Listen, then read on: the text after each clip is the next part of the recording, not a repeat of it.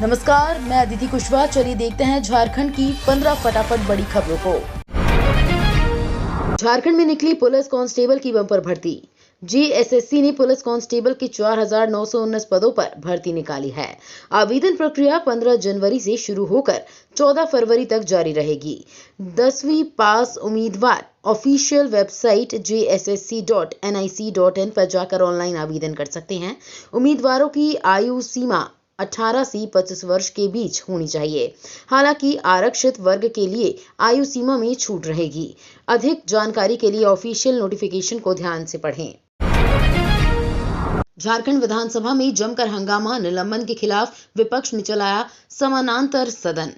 झारखंड विधानसभा के शीतकालीन सत्र के चौथे दिन विपक्ष ने हंगामा किया। विपक्ष ने निलंबित विधायकों का निलंबन वापस करने से लेकर नियोजन नीति, बेरोजगारी का मुद्दा उठाया। हंगामे के बीच सदन में भाजपा विधायक बेल में ही बैठ गए और समानांतर विधानसभा चलाने का भी अभिनय किया। इससे पहले विरोध के दौरान विपक्ष ने सदन में जैसे ही काली पट्टी निकाली और मुंह में बांधने लगे तो विधानसभा अध्यक्ष ने सदन की कार्यवाही 1 घंटे के लिए स्थगित कर दी थी।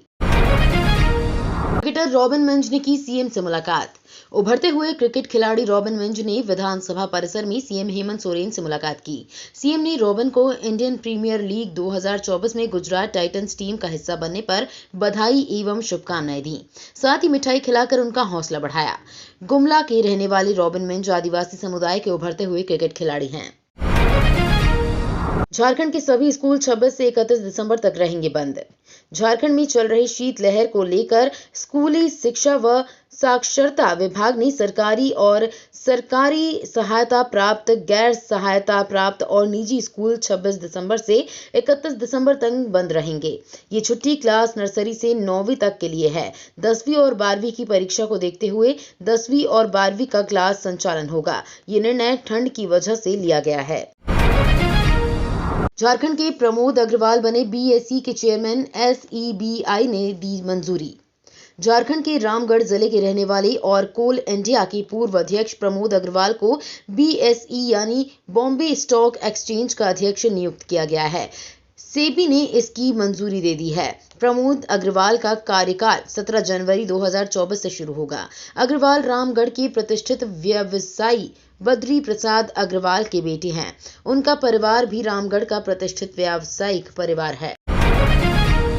लोकसभा चुनाव के पहले हेमंत सोरेन ने फेंका तुरूप का इक्का। मुख्यमंत्री हेमंत सोरेन ने बगैर संशोधन किए 1932 खतियान आधारित स्थानीयता विधेयक को दोबारा सदन से पारित करा 2024 के लोकसभा चुनाव के पहले तुरूप के इक्के का इस्तेमाल किया है। मुख्यमंत्री हेमंत सोरेन अभी इस बात को मुद्दा बना रहे थे कि केंद्र सरकार ईडी के माध्यम से उनकी सरकार पर निशाना साध रही है। अब उन्हें 1932 खतियान आधारित स्थानीयता विधेयक के रूप में नया हथियार मिल गया है। साहिबगंज में 3 दिनों से सीबीआई की जांच जारी। 1000 करोड़ के अवैध खनन व मनी लॉन्ड्रिंग मामले में ईडी के गवाह विजय हांसदा के केस की जांच के लिए सीबीआई की टीम साहिबगंज पहुंची है। 3 दिनों से सीबीआई की जांच जारी है। तीसरे दिन सीबीआई की 4 सदस्यीय टीम भवानी चौक स्थित विजय हांसदा के घर पहुंची और कई जानकारी हासिल की। टीम ने करीब 1 घंटा तक गांव के लोगों से जानकारी हासिल की। इसके अलावा पूछताछ के लिए करीब आधा दर्जन ग्रामीणों को भी साथ लाया गया है, जिससे पूछताछ की जा रही है। नक्सलियों ने किया भारत बंद का ऐलान। 22 दिसंबर यानी आज को नक्सलियों ने भारत बंद का ऐलान किया है। इस बंद को सफल बनाने के लिए नक्सली लगातार छत्तीसगढ़ और झारखंड में बैनर पोस्टर लगा रहे हैं। नक्सलियों ने पोस्टर में लिखा है, ये बंद झारखंड में 22 महीनों से क्रांतिकारी आंदोलन पर केंद्र की बर्बरता के विरोध में होगा। बीजेपी सरकार खुलेआम संविधान का उल्लंघन कर रही है। इसको उखाड़ फेंक कर मजदूर, किसान और मध्यम वर्ग की गठबंधन सरकार बननी चाहिए। अब फर्जी सिम कार्ड लेने पर होगी 3 साल की जेल, 50 लाख रुपए तक का जुर्माना। सरकार देश में फर्जी सिम कार्ड के जरिए ठगी और इसी तरह के अन्य अपराधों पर नकेल कसने जा रही है। संसद के दोनों सदनों में टेलीकॉम बिल 2023 पारित हो गया है। इस विधेयक में फर्जी सिम लेने पर 3 साल की जेल और 50 लाख रुपए तक के जुर्माने का प्रावधान किया गया है। इस बिल पर राष्ट्रपति के हस्ताक्षर होने के बाद ये कानून बन जाएगा। एसी कोच के आरएसी सीट वाले दोनों लोगों को मिलेगा बेडरोल, ठिठुरने से बचेंगे यात्री। ठंड के दिनों में अब वातानुकूलित कोच के किसी भी यात्रियों को ठिठुरना नहीं पड़ेगा। आरएसी वाले यात्रियों को भी बेडरोल किट देने का रेलवे ने निर्णय लिया है। आरएसी वाले बर्थ के दोनों यात्रियों को अलग अलग बेडरोल दिया जाएगा। इसमें यात्रियों को चादर, तकिया, कंबल और तौलिया दिया जाएगा। पूर्व मंत्री एनोस एक्का की बेल रद्द करने के लिए हाईकोर्ट में याचिका दायर। पूर्व मंत्री और पारा टीचर मनोज कुमार हत्याकांड के दोषी एनोस एक्का की जमानत को हाईकोर्ट में चुनौती दी गई है। मृतक के भाई और केस के सूचक संजय कुमार ने हाईकोर्ट में अपने अधिवक्ता अभय मिश्रा के माध्यम से क्रिमिनल मिसलीनियस पिटीशन दाखिल कर कोर्ट से ये गुहार लगाई है कि एनोस एक्का की जमानत रद्द की जाए। अपनी याचिका में संजय कुमार ने कहा कि एनोस एक्का को हाईकोर्ट में इस शर्त पर जमानत दी थी कि वो अपना पासपोर्ट कोर्ट में जमा करेंगे और गवाहों को परेशान नहीं करेंगे। साक्षी मलिक का कुश्ती से संन्यास, कहा डब्ल्यूएफआई का नया चीफ ब्रजभूषण का करीबी, अब न्याय की उम्मीद नहीं। भारत को 2016 रियो ओलंपिक में पदक दिलाने वाली महिला पहलवान साक्षी मलिक अब मैट पर लड़ती हुई नजर नहीं आएंगी। साक्षी मलिक ने गुरुवार को कुश्ती से संन्यास का ऐलान कर दिया है। ब्रजभूषण शरण सिंह के करीबी संजय सिंह के भारतीय कुश्ती संघ का अध्यक्ष बनने के तुरंत बाद ही उन्होंने ये फैसला लिया।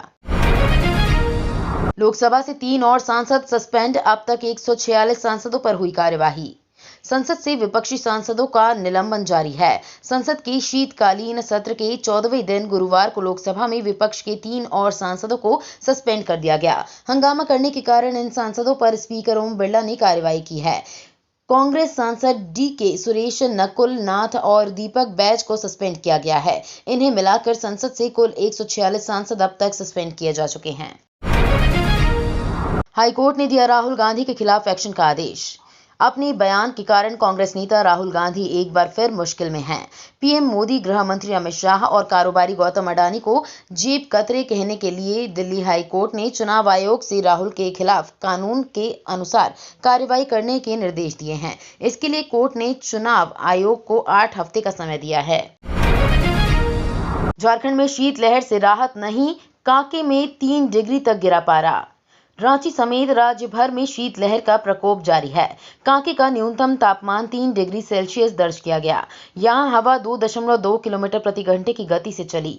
वहीं राजधानी रांची का न्यूनतम तापमान 9.4 डिग्री सेल्सियस दर्ज किया गया। रांची का अधिकतम तापमान की तुलना में 3 डिग्री नीचे रहा। तो ये थी आज की बड़ी खबरें। डेली खबरों से अपडेट रहने के लिए चैनल को सब्सक्राइब करना बिल्कुल ना भूलें। धन्यवाद।